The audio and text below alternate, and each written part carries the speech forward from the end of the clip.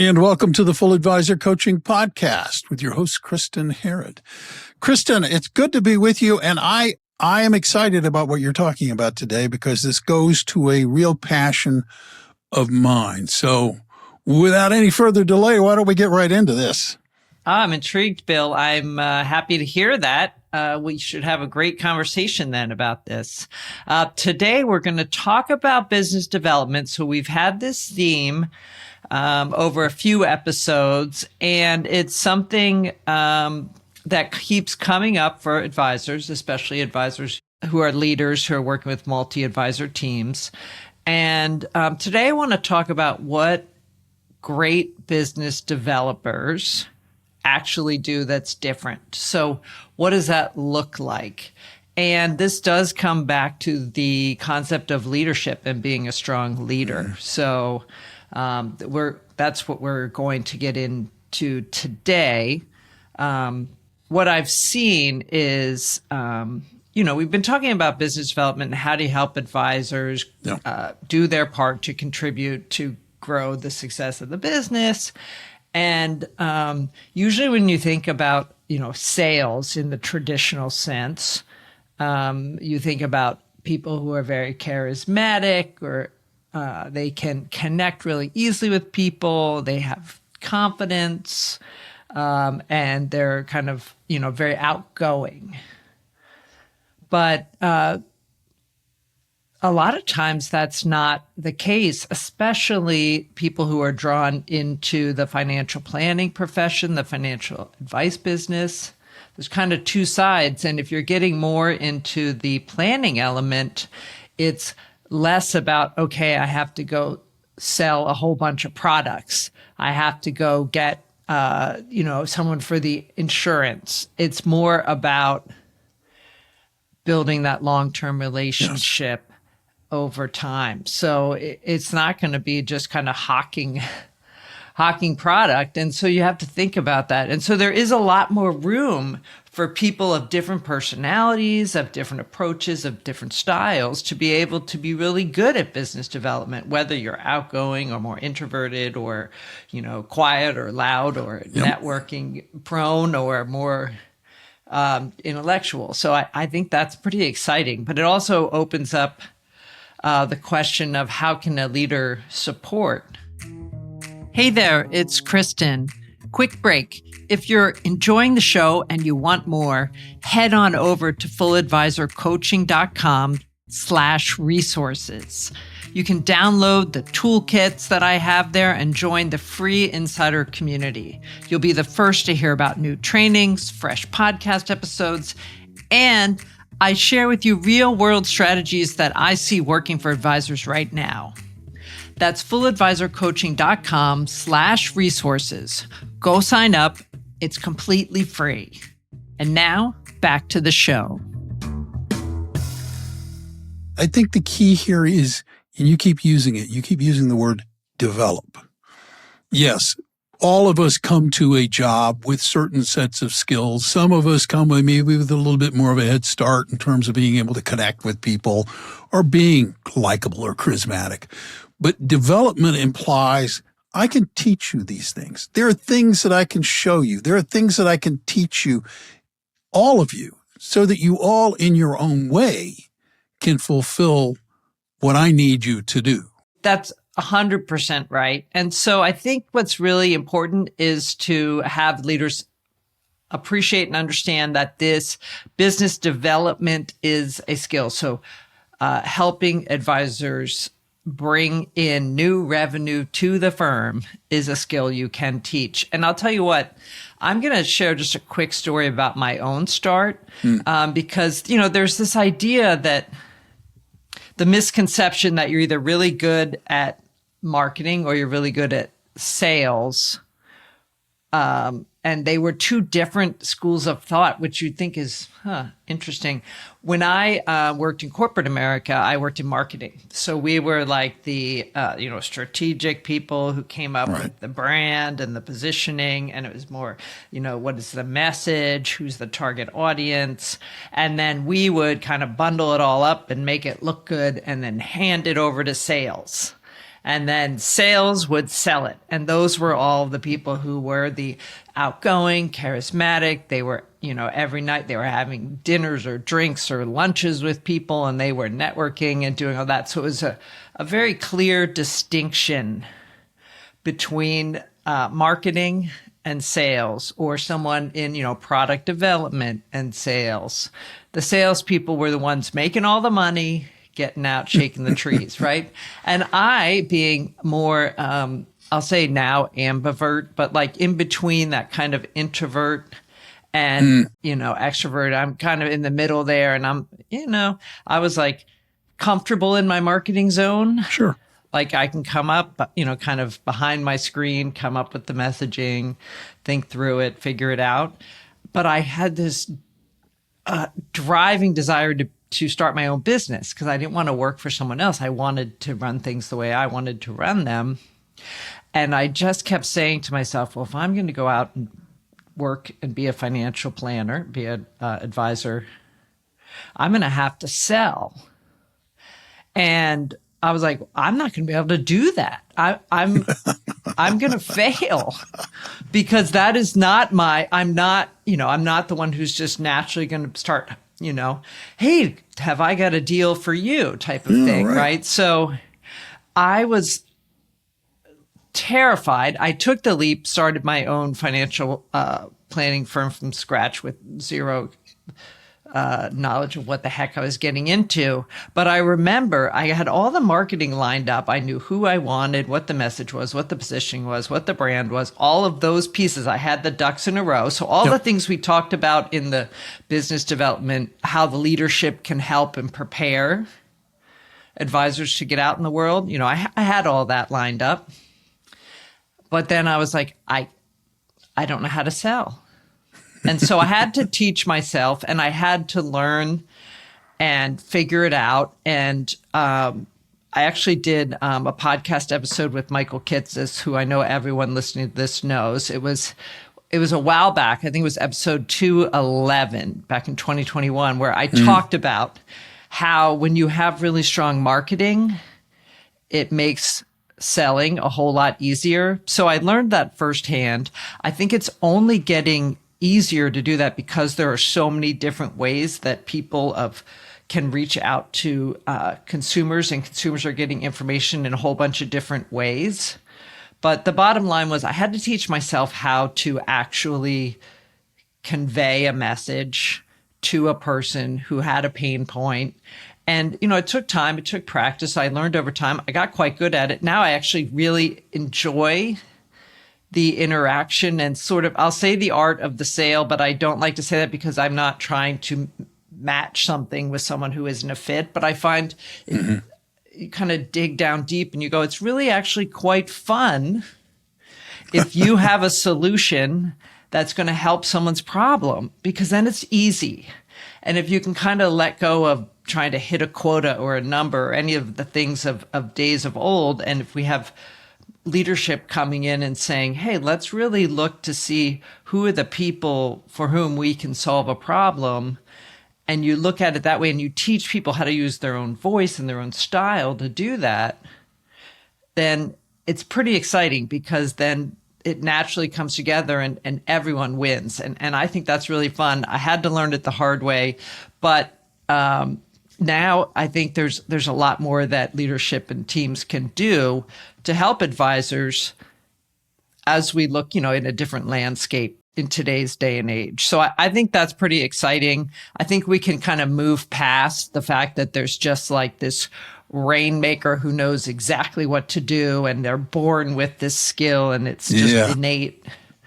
And we can have leadership jump in and set up a structure, get some guidance, get a system in place so that advisors can, develop, to your point, Bill, the skills that will help them succeed.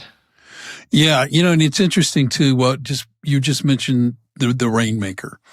And in a lot of ways it is a myth. In other ways it's not. We've all been around people who you're like, holy smoke, man, that person is like on fire. Yeah, exactly. But the problem I see with the rainmaker is not the rainmaker. The rainmaker's great.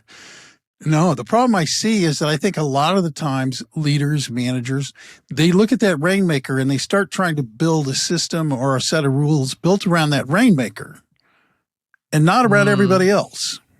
The exception to the rule, right? Right. Yes. Yeah. I think you're 100% right on that for sure. But I think we can draw skills and use a rainmaker, like grab examples of what they do well. Yeah. And see how it might fit to someone who is of a different personality, a different temperament, has a different passion or interest, or even a different audience within a firm that has multiple, target audiences. So let's talk a little bit about what are those habits or mindsets that we can apply, that people can, use regardless of what their personality is or what they're like. So there's a few things that I've noticed over time that people who are really good at it can do well. And the first one is that you don't look just to referrals or to one part of the client journey to say, oh, this is where the opportunity is. And we've talked about this with the business development ecosystem. Yes. Where we talk about, let's look at the complete client journey. So there are opportunities for revenue. In fact, we had a whole episode on that too, around how to identify revenue. You can get new revenue in the door. You can move people through the conversion or sales cycle faster. You can get an increased share of wallet from existing clients, and you can get referrals. So there are opportunities across the spectrum of the client journey for someone to deepen a relationship, have a conversation, move people forward. So it's, people who do business development really well don't just focus in on one area. They go, okay, where is the moment of opportunity? Where can I engage deeper with someone? Where does that then attract in new revenue? So that one I think is big. It's obviously something I talk about a lot because it is a relationship business and you are working with people over time. I think there's a lot of opportunities there. I wanted to ask, and maybe you're going to get to this in just a little bit here, but you talk about finding or recognizing, seeking opportunities. It seems to me tied back into something you said just a few minutes ago when we were talking about the fact that it's like what you learned in your business is you are selling solutions to problems. And maybe, is that the point you're trying to make here, is be on the lookout for, look at problems that you can sell, that you can provide solutions to? Some of that, yes. So that's definitely something, especially with existing clients. Well, that comes up anywhere in the journey, but it's also, obviously listening and hearing. But it's trying to, I guess, in a sense, you're right. Like it's trying to help people overcome anything in their way. We always talk about overcoming objections, but it's really just like step back and go, I wonder what's going on with this person who met with me once and hasn't come back again. Where are they? What's happening? It's kind of listening and reaching out with empathy and noting that there's certain systems or processes you can do to follow up without over investing emotionally in it, but also to be able to say, okay, I'm going to, kind of approach this a few different ways, which is something that I help people put like templates and tools around that, because that again eliminates getting in your head about whether you're good or bad at something. But it is ultimately about solving a problem and making it easy for someone to see that. So that's definitely true. And that kind of leads into the next trait, which is, following up. So really, people who are really good at business development follow up. I mean, if I had to pick one, this is the one. I always say, the fortune's in the follow up, because it is, right? If you sit around and think, should I reach out? Do I do this? What do I do? You're not going to get anywhere. But when I work with advisors, we set up a system of, this is when you follow up, this is how you follow up, this is what you say, this is the frequency. And that's all about the lead to client conversion system. And we got into that in episode 22. That was a pretty popular episode because it is all about how do you break that down and what do you do there. So they're really, really good business developers are good at following up with a purpose, with an idea, with a resource for someone, not aggressively, but intentionally.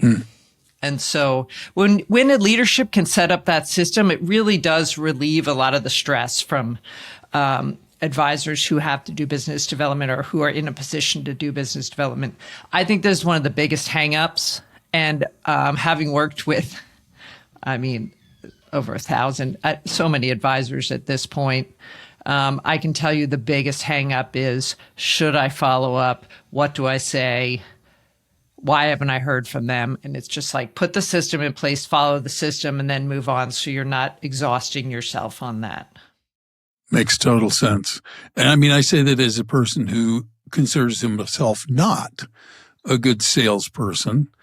But if you give me something that I can then, if nothing else, fall back to, because I know I've got a plan there, I've got a path there, and it's like, okay, I can follow. Okay. Oh, okay. And I know where to go from there. Listen to the episode again, everyone, if you haven't heard episode, because that episode 21, did I say 21 or 22? 22. Okay. 22. Because honestly, this one saved me. Like, it is truly the sort of the turning point on how I got very good at selling, in air quotes, is I followed the system. I followed up. No matter how uncomfortable it felt, I did it anyway, because I know, especially in this type of business where people need time, it's essential. Yeah. And so, yes, if you take one thing away, follow up. Follow up. So I promise you that's one, business developers do a great job at that. All right. Another thing, this gets back to what we were just saying, Bill, about solutions and listening. It's like when they are conversing or emailing or creating content, they're speaking the client's language. So a good business developer is going to match their message with the audience, right? They're going to take the solutions that you as a firm offer and tailor it to real pain points that someone feels and has, right? So you're going to lead with what's on the mind of a client versus, hold on, let me sell you all the great things about how we invest our portfolios and the 12 different model portfolios we offer you. So match the message with your audience is what you're saying. That's what I'm saying. Match it up. Know what the common pain points are for your audience. Listen for them. Listen to see if there's something new. Have case studies ready to share that talk about actual people with whom you've solved the problem, even if it's just an element of that person's problem. Start to share real stories where you can. And again, this takes time, and it takes a fundamental understanding at the leadership level and then passed down to the individual advisors on, who is the target audience? What are the pain points we're trying to solve for? What is the company solution? So how does that fit together? So it really does start with leadership helping to enable these things, this material and messaging for the advisors. And, where I've seen success is when leadership teams create case studies that advisors can use to get out as they're, to draw on as they're doing their business development, whether it's through email or creating content sharing and incorporating case studies. It's an area where the firm itself is able to empower, enable advisors with this marketing material. Mm-hmm. One of the points that you've made before, and seems so bloody obvious that you would think it didn't need to be made, but it really helps to be curious. It really helps to ask questions. You don't know what people want, right? Until you ask. Right. No, 100%. Again, this is another area where business developers are they do this differently. They're asking questions. They just ask better questions. It's not pitching your product. You don't have to be like, let me get the sales pitch down. If you ask questions, like you said, with curiosity, and you don't worry about the sale at all, and you can be right in the moment and be present and listen. It's very similar to the message one, but it's you listen and especially after you've practiced, which is why I like to, when I work with teams, I like to practice the scenarios so that they get used to it. They get used to answer, the how do we position the business? How do we position the solution? So you don't have to be like sitting there going, hold on, let me wait to insert my answer as soon as I have a chance to speak. Yeah. Right. I know many people probably know someone like that. I've met lots and lots of people like that, as a matter of fact. I may or may not be married to someone like that. I don't know. I'm just saying. It happens where it's like, I have something I want to say. I'm going to say it as soon as I have a minute to say it. Where it's like, okay, let's listen and wait. And I find, I trip on this too, because I kind of set up and be like, all right, I know I want to cover A, B, and C, especially if it's like a second or third meeting. But if you just show up and have the confidence that you know the answers, obviously through practice and exposure and getting it wrong a whole bunch of times. Yeah. When you listen and put yourself right there, you are going to know what to say and what to do because you're going to be right there with the person. And people who are really good at business development do that. And that does not mean that you are, crazy extroverted out in the world. In fact, many introverts or people who, are just more quiet or reserved do this skill very well. And this is where they can stand out. So, yeah. Good one. Thanks for bringing that up. And then I think another big one is really great business developers take ownership, right? They own their growth, right? They don't wait for someone else to go out and go, we'll get the leads, we'll market, we'll wait, They're on it. They set goals. They make sure they know what activities they're going to do to follow through on. And this is something also in coaching that I hold people accountable to. And it doesn't mean that you're like picking up the phone and cold calling 100 people. Someone might want to do that because that's their vibe and that's what they do. But someone else may be creating X amount of content or sending an email or following up with 4 people. It could be various things that people do. But people who are really good at business development block time on their calendar. They make sure they lead with this. It's not an afterthought. And I think that's really important.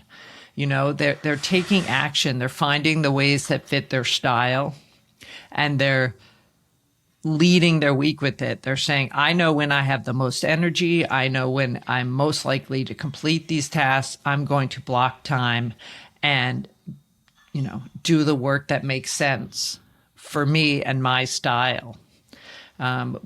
If you remember, Bill, way back early on in our work together, episode 7, I did a session on time management that got around to how to prioritize and block time and how to look at your, I think I called it task triage. So a 5-step task triage. So if you really do struggle with time blocking, that is one to look at. But I think a lot of people, are familiar with the time block concept, of course. And then it's really about making business development a priority and trying to block it in a time where it fits best for you and knowing the elements that you are likely to succeed in. So it's a combination on that. What do you do about I don't want to use the word resistance, so I'm struggle for a second here.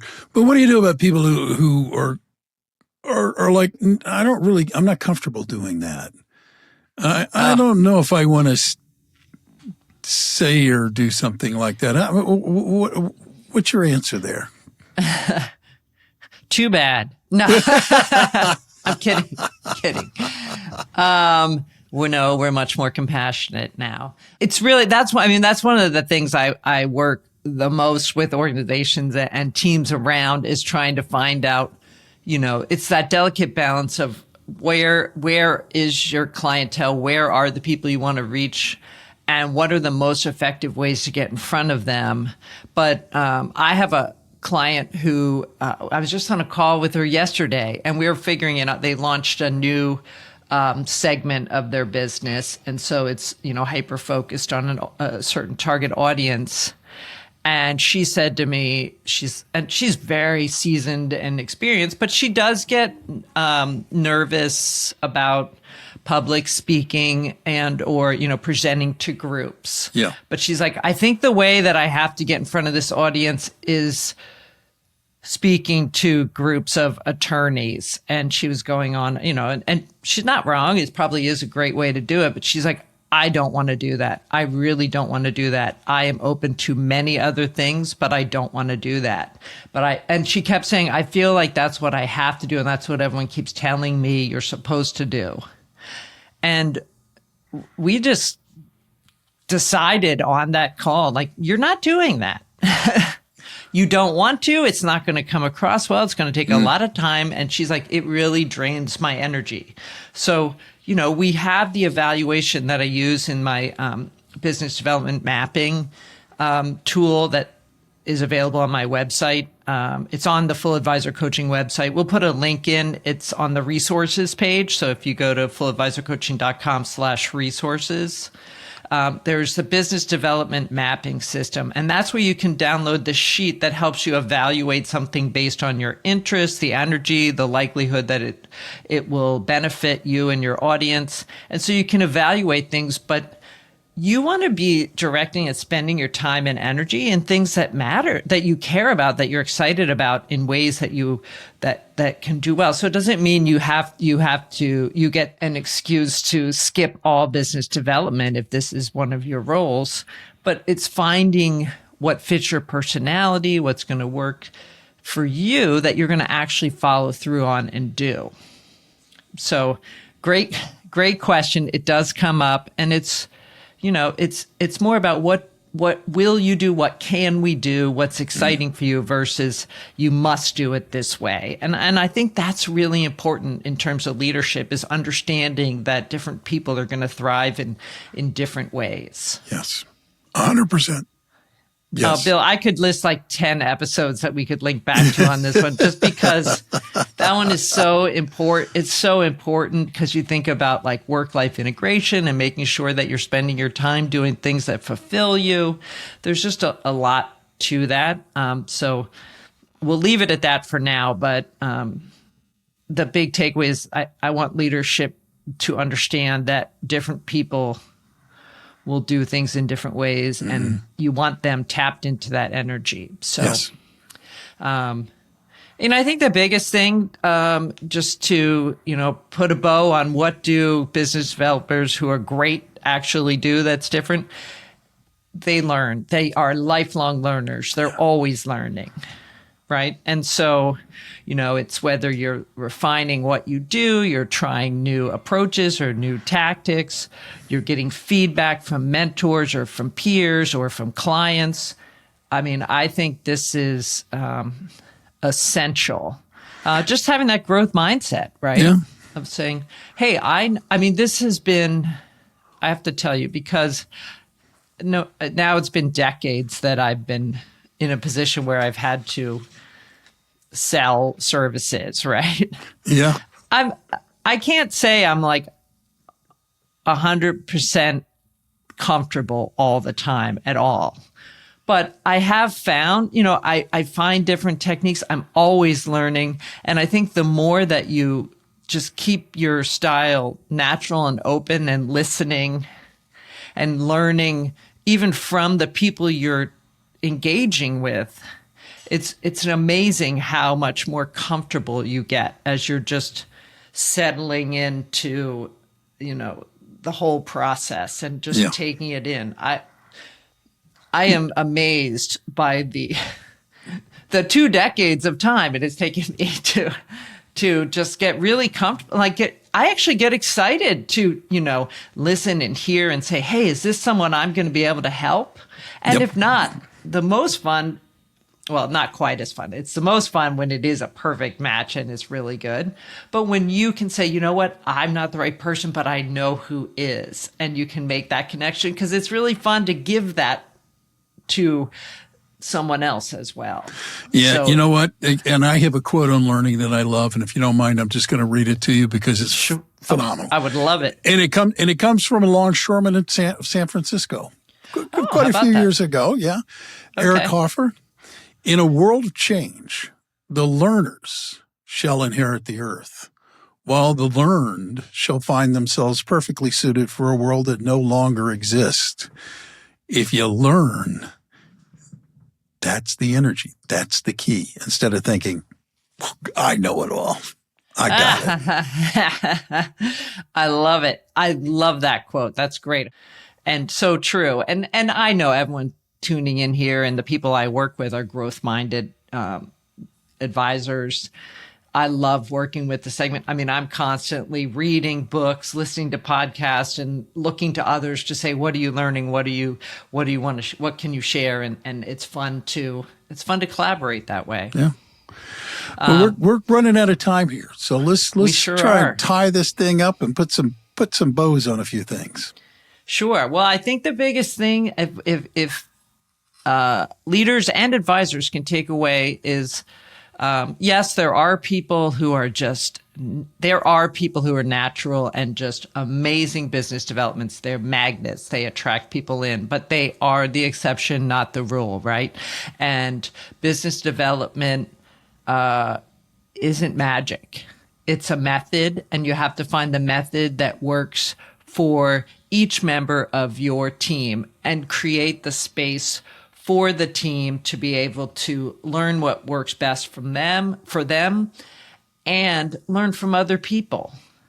That's where the structured coaching like I do comes in. It doesn't have to be from me, but the idea of creating the space in the organization where advisors can, share the wins and strategies with their peers. Peer-to-peer learning is incredible. It's a way to elevate everyone in the room. The advisors can learn how to play to what their strengths are.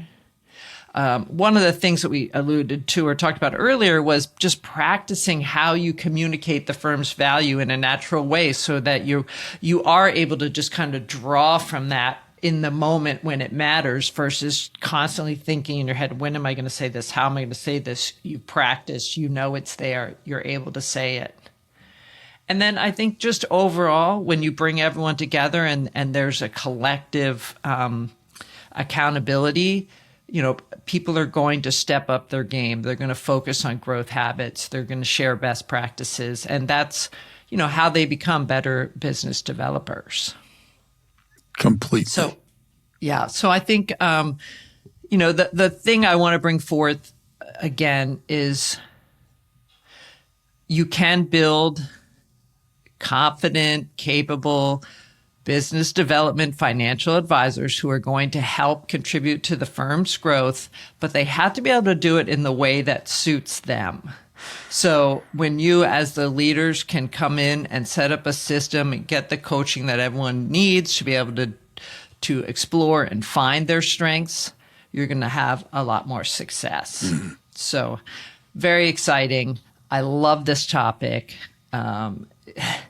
I can tell you enjoy it too, Bill. Yes, so that's very fun. much. It's fun. Well, we're gonna have more on this. We're gonna dig in future episodes on just how you can help advisors, because I am amazed by just how many RIA leaders are reaching out, or they email me and they say, "Hey, this is something that I'm really grappling with. I'm really stuck here, and I don't know what to do." So I'm spending a lot of time on this because I know it is something that will help everyone out there contribute and build the firm that they want, make their version 2.0 work for them.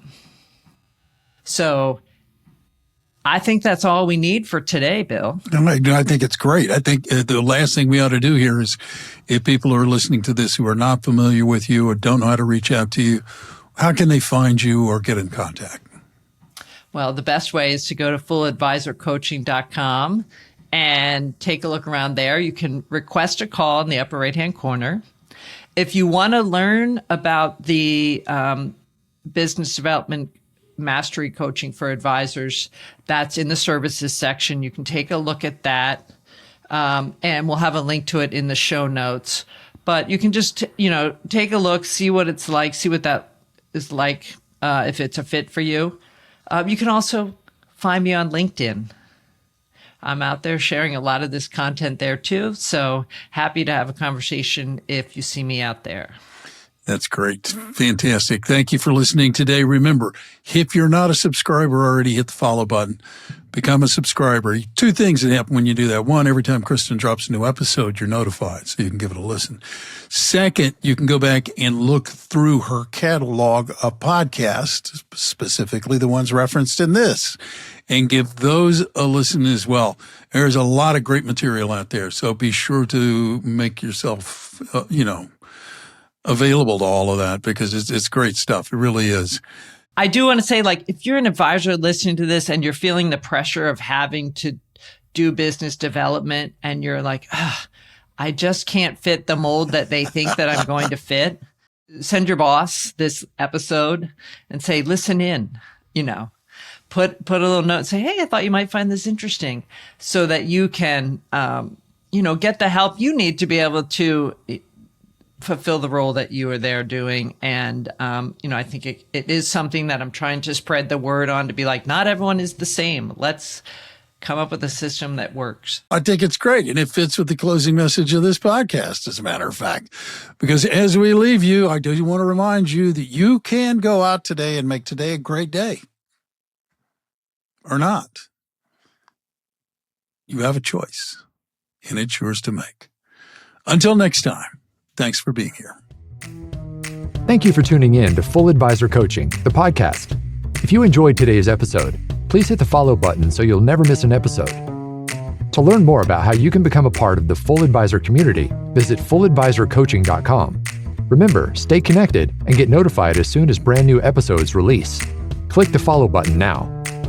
The content has been made available for informational and educational purposes only. The information covered and posted represents the views and opinions of the guest and does not necessarily represent the views or opinions of Kristen Harrod or Full Advisor Coaching.